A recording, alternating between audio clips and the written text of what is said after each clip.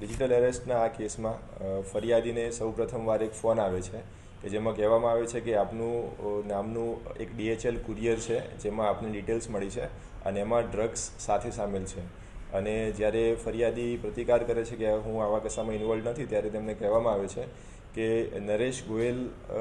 સામે ઈડીનો કેસ ચાલે છે અને એ કેસમાં એની પૂછપરછ દરમિયાન એને આપને 20 લાખ રૂપિયા કમિશન પેટે આપેલા છે, એટલે આપની પૂછપરછ કરવી જરૂરી છે. એ રીતે ફરિયાદીને વિશ્વાસમાં લઈને એમની પાસેથી વિવિધ તબક્કે 90,90,000 રૂપિયા પડાવી લેવામાં આવે છે અને સાથે એવું કહેવામાં આવે છે કે આ પૈસા તમે એક સિક્યોરિટી ડિપોઝિટ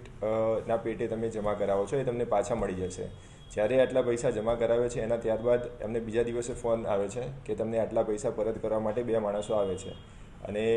વિધિન 1 અવર ફરીથી ફોન આવે છે કે આજે 2 માણસો તમારા ઘરે આવવાના હતા, એમનું એક્સિડન્ટ થયું છે અને એની જાણકારી ફક્ત આપને જ હતી, તો તમે બી એ કેસમાં સામેલ છો તો એ બાબતે તમારે 20 લાખ વધારે આપવા પડશે. તો જ્યારે આ સાંભળીને જે ફરિયાદી છે તેઓ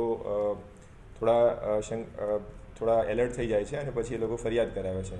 ફરિયાદ દરમિયાન તપાસ દરમિયાન જે 8 એકાઉન્ટ્સમાં પૈસા ગયા છે એમાંથી 4 એકાઉન્ટ મહારાષ્ટ્રના, એક જમ્મુ કાશ્મીર, એક પંજાબ અને એક છત્તીસગઢનું છે. જેમાંથી મની ટ્રેલ જોતા અમદાવાદના પ્રશાંત ગોવિંદભાઈ સારંગે અને હિમાંશુ વિજયભાઈ વાઘેલા, પ્રશાંત સારંગીના એકાઉન્ટમાં પૈસા આવેલા હતા અને તેમને કમિશન લઈને આગળ હિમાંશુ વાઘેલાને પૈસા આપેલા, જે બાદ તેમની ધરપકડ કરવામાં આવેલ છે.